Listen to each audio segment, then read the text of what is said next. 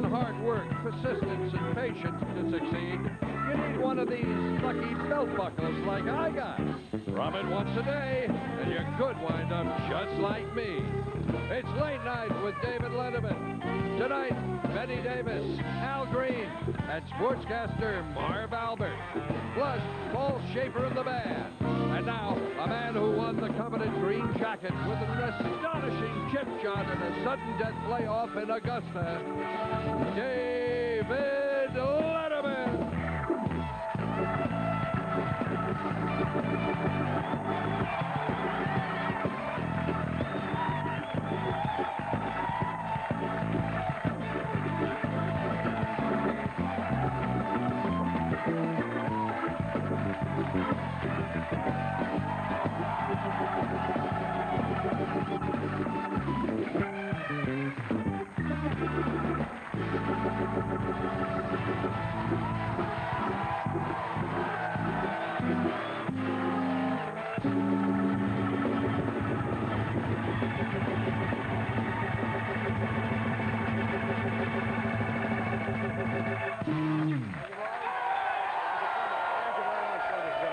Thank you very much.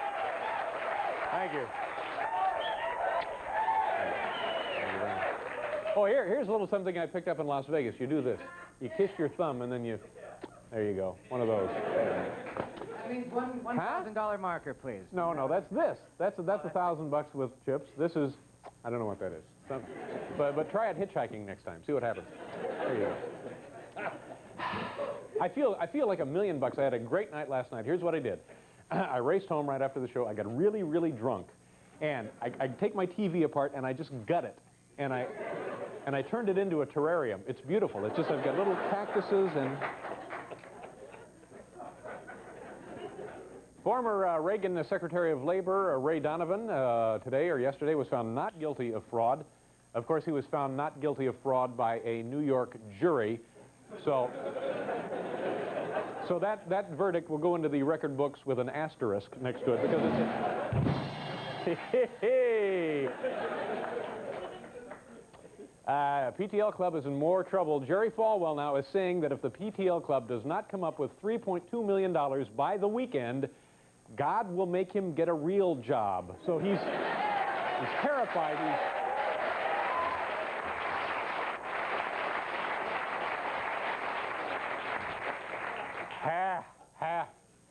I'm a little bloated. Ah. Bloated? I had too much soda before I came out here. Did you? Yeah. Why would you do a thing like that? Well, no one was watching me, and I drank as...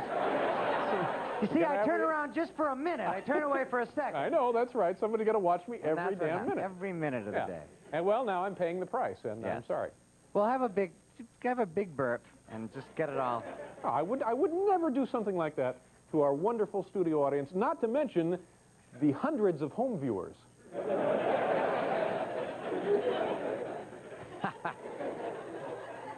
I've been wrestling with a problem in my own mind for the last, it's been about 6 months. And after debating this back and forth, and the topic was, should I get cosmetic surgery? I have finally now, here's the decision I've come up with. In a couple of weeks on a vacation, I'm going to check into a Mexican hospital, and I'm going to have my lips stretched. Oh. So that's the... I don't even know what that means. I don't...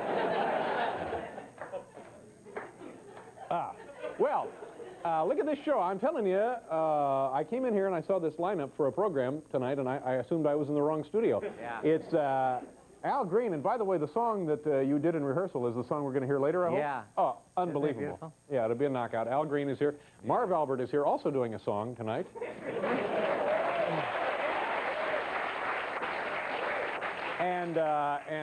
Gee, legendary film star actress Betty Davis is with us tonight. So, here's a good time to say hello to our friend Paul Schaefer.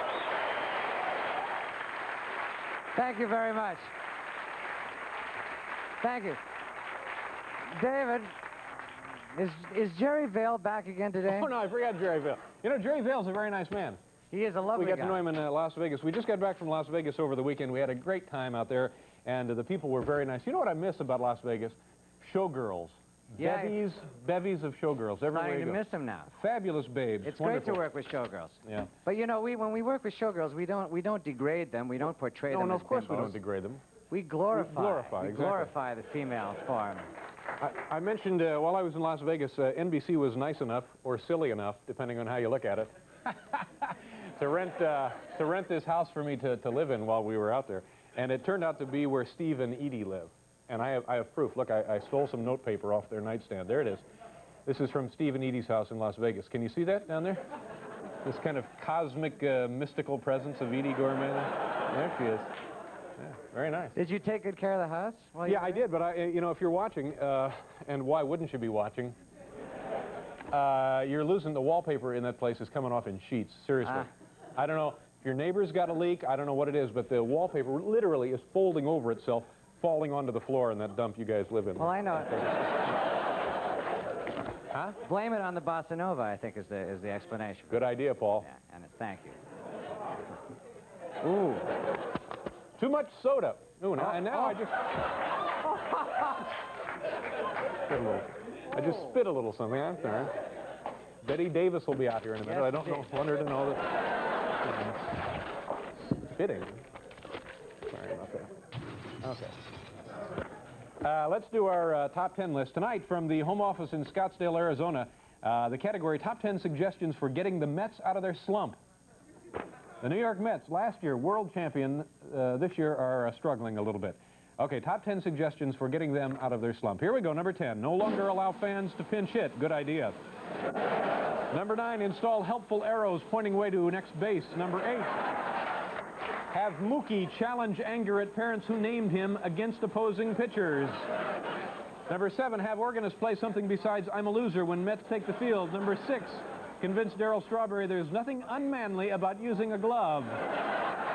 Number 5, wear spooky mirrored contact lenses to give opposing teams the creeps. Number 4, tell players to stop admiring their championship rings while ball is in play. Number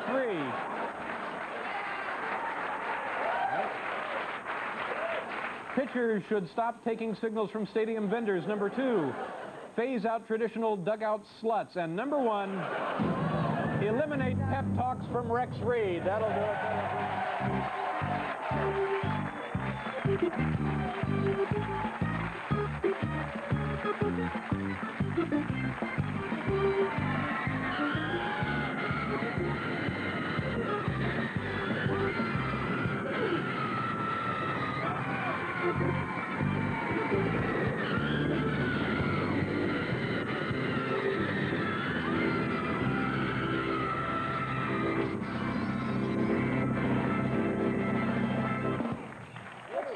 That's the most pathetic thing I've ever seen. I've ever seen. It's so anemic. What is, we having more problems with the thrill cam?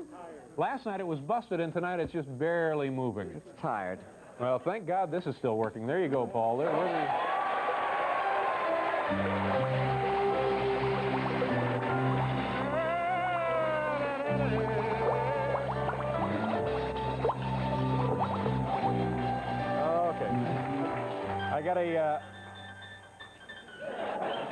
I got a great gambling story to tell you, but I don't have time. Oh, come on, hit us with that. You promised us last night. We're so no, I can't, because we have such a big show, and we want to make sure everybody gets out here. It's going to be a great night. But tomorrow, can you come back tomorrow? And also ask me about the head of HBO, Michael Fuchs. I ran into this guy in Las Vegas. Oh, yeah? Oh, he was just white as a sheet. This guy is in a panic because he knows cable is going under. Well. He was running around a casino just literally choking. He was going, what'll I do? What'll I do? It's going under. It's going under. There's a big convention out there, and he had to go talk to these people. So I loaned him a couple of bucks, and he went on his way. We have here for you folks, small-town news, items of interest culled from actual publications from all over the North American continent. Let's get to number 1, shall we? Or is there music here, Paul? No, there's no music with it. Well, Paul would know. Here's our first item. It's from the Providence Journal in Rhode Island. City of Providence rubbish collection will be our normal schedule. Monday pickup will be on Monday. Tuesday pickup will be on Tuesday. Wednesday pickup will be on Wednesday. Thursday pickup will be on Thursday. Friday pickup will be... You know, I think I better keep this in my wallet because I'm never going to be able to remember...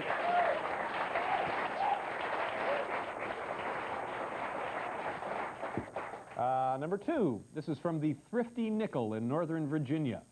Thrifty Nickel is the fastest growing want ads paper covering Northern Virginia. We are the lowest form of advertising media. And believe me, the Home Shopping Network is green with envy. I had too much soda. From the Raleigh Times, North Carolina, Bill Nethery, kneeling, plays the part of a mushroom growing out of a dead log, played by John McMinn in a lesson from Project Learning Tree. Can you see that? There it is. Seriously, do you suppose these guys have ever had a date? I'm just, you know.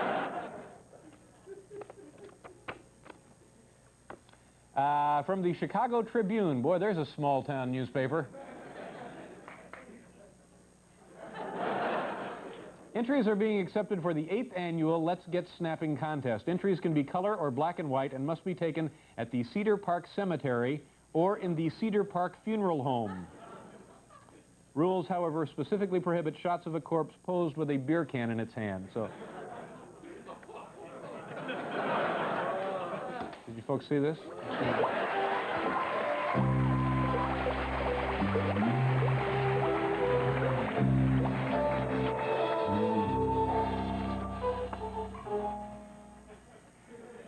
This is the Public Opinion, Westerville, Ohio. Clown Ministry at Grace Chapel.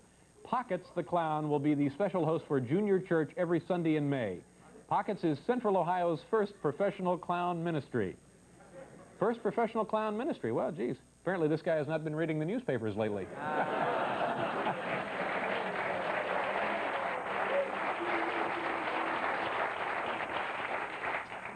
Here we have something from the Iron County Review. Iron County Review, Cedar City, Utah.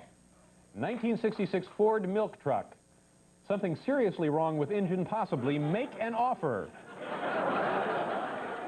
Let's see, a 21-year-old truck that doesn't run. Wow, the sky is the limit here, isn't it? I mean, this guy is sitting on a gold mine. I'd like to see you drink too much soda and then do your own show. This is from the Winnipeg Sun. Lost and found. Lost 6-month-old sheep. Kenniston Boulevard area. Rubber boots on back legs. Phone John after 6 p.m. John, we found the sheep and it's safe. And now we'd like to help you.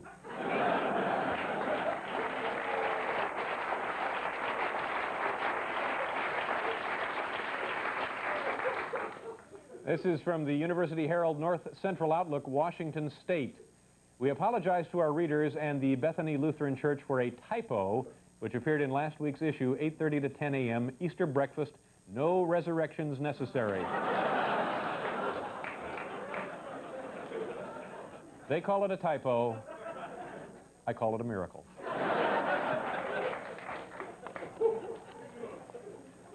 How are we doing on time? We are good? Oh, well. Do a couple of more then. La Mesa, California. Some publication in La Mesa, California. Personal ad. Seeking families to hose foreign high school students for 1987-88 school year. Well, you know,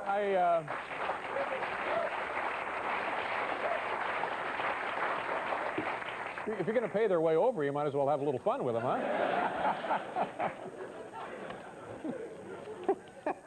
What? Hello. How are we doing? It is the last one. How did you know? Well, that's right. It's the last one. But perhaps for a minute there you were clairvoyant, but it is. It's the last one. Or is that just wishful thinking on your part? No, it's the last one. Gosh, we have so much fun here in TV land. Let's see if we can't get him to change the name of this building to TV land. Yeah, the Rockefellers will go along with that, won't they? Oh, sure they will. They love a good joke, those people. Somebody type up that proposal and we'll get it out tomorrow, will you? This is from the Garden City Telegram in Kansas.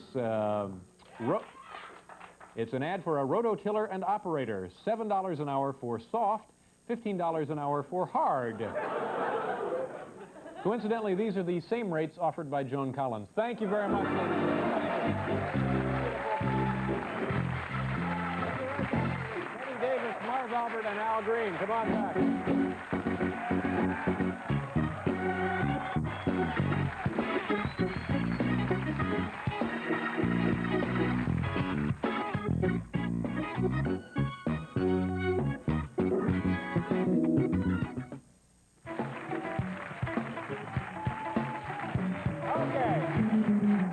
Thank you. There's a perceptible buzz here in the studio. Everyone affiliated with the program is quite excited about the appearance of our next guest. Truly one of the great actresses of the American screen. This woman has appeared in more than 100 motion pictures. She has been nominated for 10 Academy Awards and won 2 of them. She has now written a best-selling book entitled This and That, and there it is, right there. Ladies and gentlemen, please welcome Bette Davis.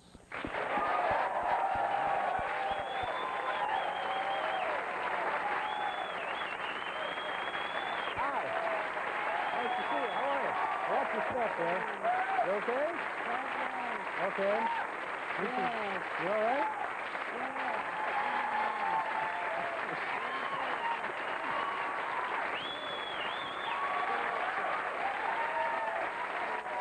Thank you. You okay? All right. Okay.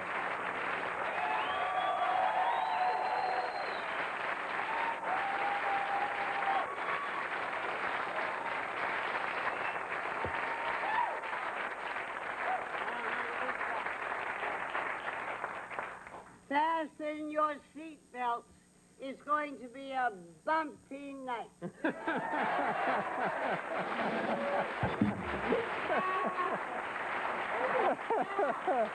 Oh, my. Nice to see you. Nice to see you. Is it all right? May I call you Betty? Miss Davis? I can call you Well, Betty, what can I? makes you the most comfortable? Well, we don't want to go into that we here. want you to be comfortable. What would make you feel better? If I could call you Betty, I would feel very comfortable. Well, all right. I'll let you do that. Okay. Is there anything we ought to know about your hat and your dress? Well, yes, this dress and this hat were designed by a man named Patrick Kelly. And as you see, this heart, of course, was made just for this show to wear with you. An exclusive. But this is all buttons. He is a black man from Mississippi, Patrick Kelly, and he is making a big, big way in Paris. As a matter of fact, he has a good luck symbol, and it's a little tiny black baby, and it's on a pin, and it's his good luck. So not that you need it, but will you accept this from me, I'd be happy Patrick to. Kelly? And all my best to Patrick. As a matter of fact, Mr. Kelly is now in New York, I believe. He is hoping to find some American backers for his company. And his line of fashion wear will all have this somewhere on it, like... Well, no, I don't think he's done a gown with all of those. Now, how do you know this guy? Where did you come across him? Catherine Cermak, who was my great assistant in my book and secretary to me for 8 years, has been working for him in Paris. So she brought these over to me, and I sort of thought they were suitable for your show. Well, I certainly appreciate the thought. What do you want to talk about? How old were you when you first started working in films? In film? Yeah, you were a baby, right? Just a kid? 1930. All right, I'll let you do a little arithmetic. 1930, I arrived in Hollywood, and at the moment, I am 79. How long? What age was I when I came here? You were 12. No. No, as a matter of fact, I believe I was 19 or 20. Yeah, so you were just a kid. I was young. And what was the first film you were in? A film called Bad Sister at Universal. I was under contract to them. You must have been wildly excited about the experience, right? It must have been just a thrill of your young life? No, as a matter of fact, I rather dreaded changing from the theater to films. But I felt very deeply that it was a new medium. Mm-hmm. And if I had the opportunity, I certainly should try it. Yeah, yeah. Well, and it worked out pretty well for you, didn't it? Yes, in the long run, eventually it did. Yeah. And who were some of the people that you worked with and palled around with? Friends, buddies, who are people you didn't like? Maybe that's a better way to... Oh, I wouldn't think of answering that. Why not? Well, I just don't advertise people I don't like. All right, well... I have only talked about 2 people in films in all these many, many years. The first was Miriam Hopkins, who was a real, well, I guess, on your show, who was a real one. And recently, 5 or 6 years ago, I worked with the second actor that I make no bones about. And as a matter of fact, I believe it's in the book. Mm-hmm. And I'm perfectly happy to tell you that Miss Dunaway is the most difficult woman to work with in the world. Yeah. Yes. Well, we have a little surprise for you. She's here tonight. Faye, can you come on out? Faye. I will tell you something. Did she know I was also on this show? She's not here. I know that's a joke. But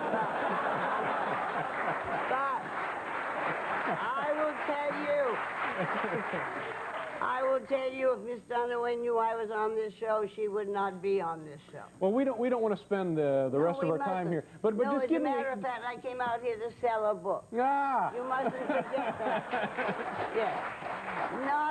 Not that this is the only reason I am here working with you. Yeah. I've watched you a great deal. You heard we had free soda, too, didn't you? Oh, yes. How is your soda doing? I had a little too much, actually. Didn't you have something with the soda No. that might be the too much? No.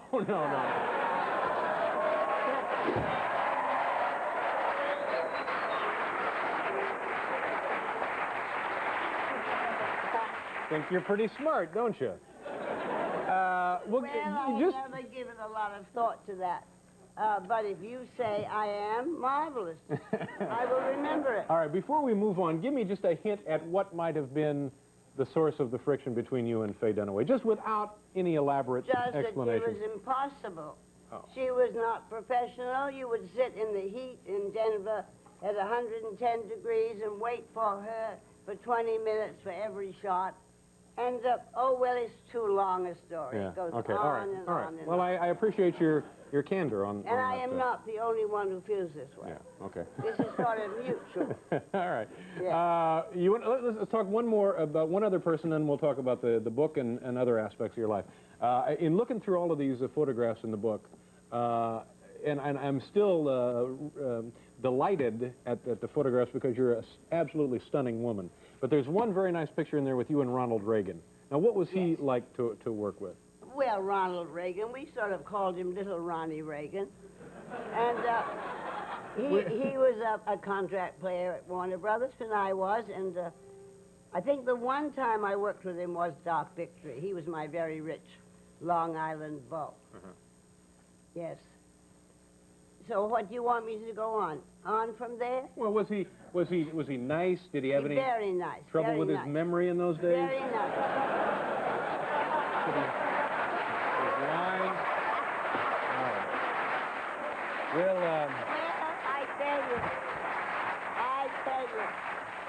I tell you, he had a very short part, so he couldn't possibly have... He couldn't have forgotten that. Okay. We're gonna do a commercial, then we'll come back and chat some more, okay? Yes. All right, we'll be right back here, folks.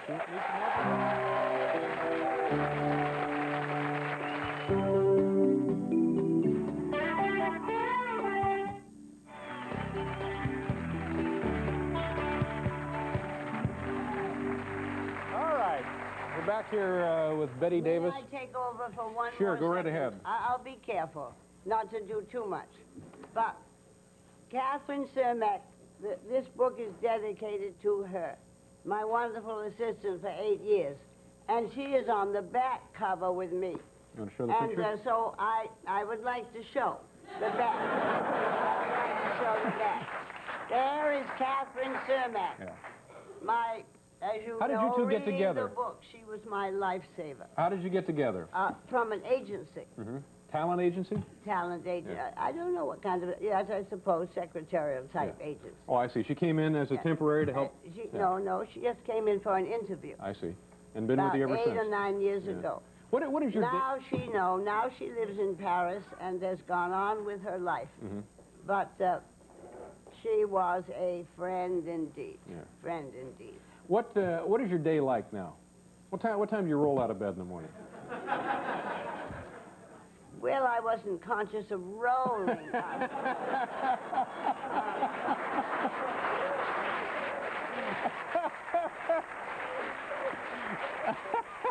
No. Well, having gotten up all those years at sort of 5 and 6 and 7 o'clock, oh, well, I rather like to sort of wait to roll till about 9 or 10 o'clock. Yeah? Yes. You have yourself a breakfast?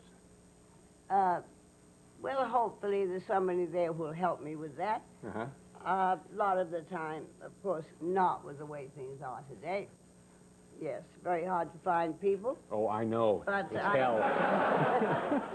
It is a living hell today. Twice last month I had to fix my own breakfast, and I was steamed the whole day.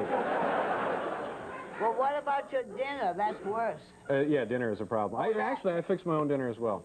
So what, you have some breakfast, and then do you read? You must read papers. Do you go out? What do you do? Well, I'm just sort of a housefrau who loves to be at home and not working, and sort of potter around the house and do sort of odds and ends of things. You live full time in California now?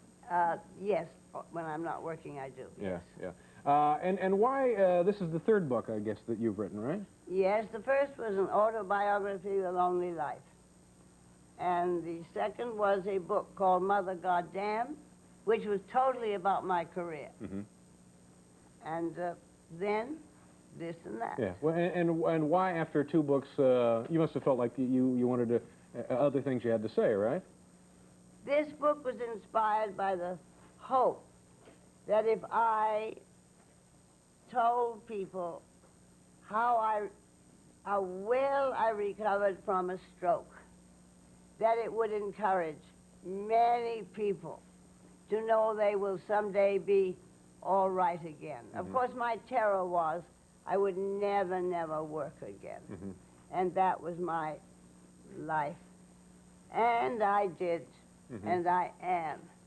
And I sort of wanted to make people be encouraged by all this. Yeah.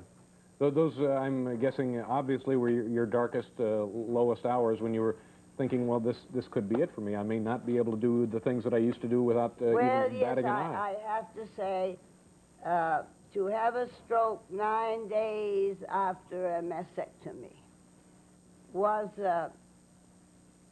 pretty rough. Yeah. Physically, well, actually, I have to say, Kath, never, never, never all those weeks in the hospital room, in my room with me, would say, we will make it. We will make it.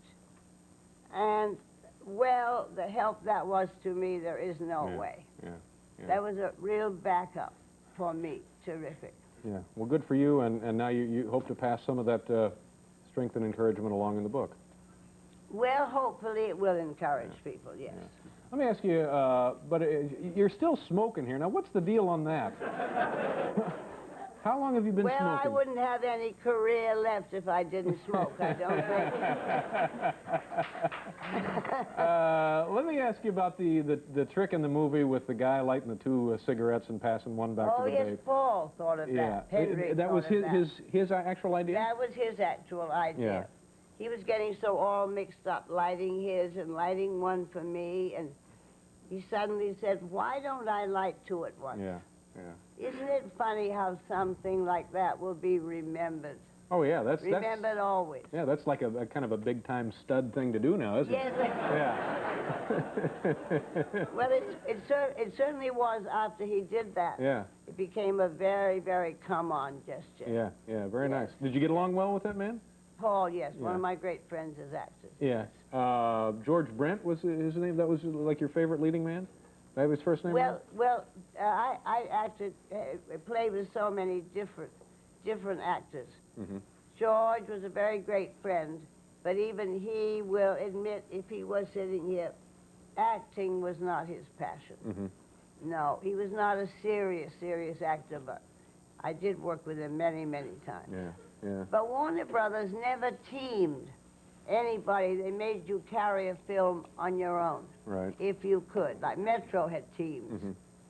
Many men and women teams. Mm-hmm. Warner Brothers never helped us that way. They just made us do it alone. They were worried that maybe the one person couldn't actually sell tickets to fill up the theater when the film was made or released? What do you mean? Well, you mentioned teams, like... Well, they added insurance. They have added sure, insurance. yeah. One person alone is more precarious. So what are you up to now? What is the next... Well, I have just finished a film on an island in Maine called The Whales of August. Mm-hmm. A very interesting little side note about this title is, there's not a whale in the film. I urged the director and everybody. I felt everybody's going to wait to see the whale. Right. Never going to come. Yeah. No. So like the whale comes to town and theoretically destroys a fishing village, but we don't see the whale? Is it that kind of film? No, it isn't sort of like that, Yeah. no. Yeah. It's about two sisters who have come to this resort in Maine for many years. Yeah. And they're still together. Yeah. Two nice old sisters. You know, there's no way I can tell you what a treat it was to have you here, and for me personally, a thrill to meet you. And I'm just so taken by you and what you've accomplished in your career and continue to accomplish here. I'll never be able to thank you properly, but gee, it was nice to meet you. Well, thank you. It was Thank you, fun. Betty. Nice to see you. We'll pause here for station identification.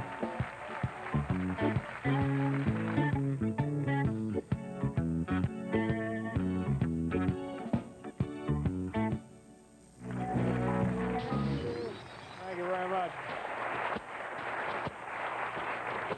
I'm feeling a little better. Thanks for your cards and letters. Earlier I had a little too much soda. Tomorrow on the show, Joe Jackson, Paul Reiser, and Don Rickles. That'll be tomorrow night, ladies and gentlemen. Tomorrow night. You know, some people say that what Betty Davis is to film, my next guest is to sport. But then again, some people will tell you anything. Folks, please welcome back a good friend of ours, NBC sports commentator Marv Albert.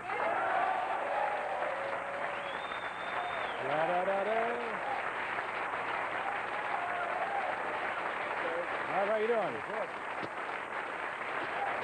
Thank you. I'd like to see you out here when you're 79. You don't know my true age, huh? I'd like to see you out here when you're 49. That's true also. How you doing? Great to see you. You know, I had a little too much soda earlier, but I'm feeling better. You ever do that, Marv, before a big telecast? You load up on soda? Kind of psych yourself in different ways. You know, Betty, incidentally, is a season ticket holder with the Knicks and the Rangers. Yeah, I know that. I know she is. In fact, she makes all games except Smythe Division. She doesn't care for seem to them. like Yeah, that no. division. Yeah. But she was at Patrick Ewing poster night, in fact. She's an inveterate hockey fan. Unbelievable. Yeah. Marv, we have to show the folks the assortment of, what do we call them? Marv Albert Achievement Awards. Let's open with baseball. Bill Schroeder of Milwaukee with a fly ball. Whoa! Ken Gearhart of Baltimore with a miscalculation. That's me. I would have Here's done that. Corey Snyder of the Indians with a pop fly to center. Claudel Washington of the Yankees with no idea. To the sport of boxing, watch the referee, Chris Wallison, and he gets the worst of that punch. Here is the low blow of the fastball. Boxing's most bizarre moment of 1987, they both connect. It is a double knockdown. Baseball had its share of embarrassment. Here's a ground ball to Joey Cora of San Diego. Plays it with a neat underhand toss. Not what he had in mind. Confusion between Tony Fernandez and George Bell of Toronto, and they calmly talk it over.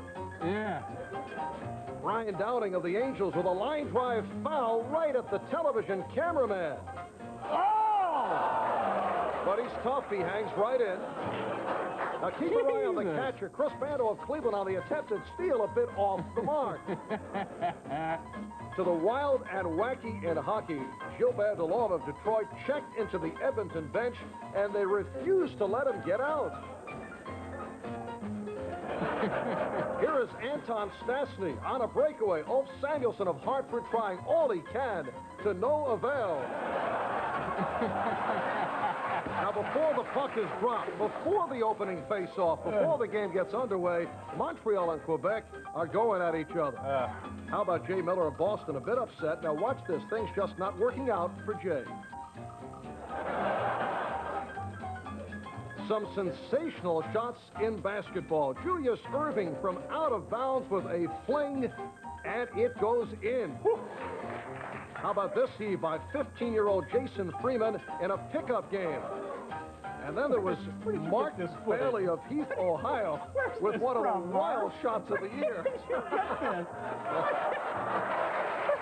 Whole moving thing. Back to baseball. Eddie Murray with a pop foul. Now here comes Steve Buechele of Texas to the seats with the catch. Wow. Off the pop-up, Kevin Mitchell of the Padres says, "I've got it." Gary Templeton says, "No, you don't." And Templeton with the catch.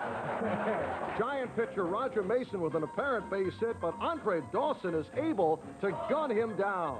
Now we close with the unusual in the 60-yard sprint. Ben Johnson shows his speed and goes over the barrier.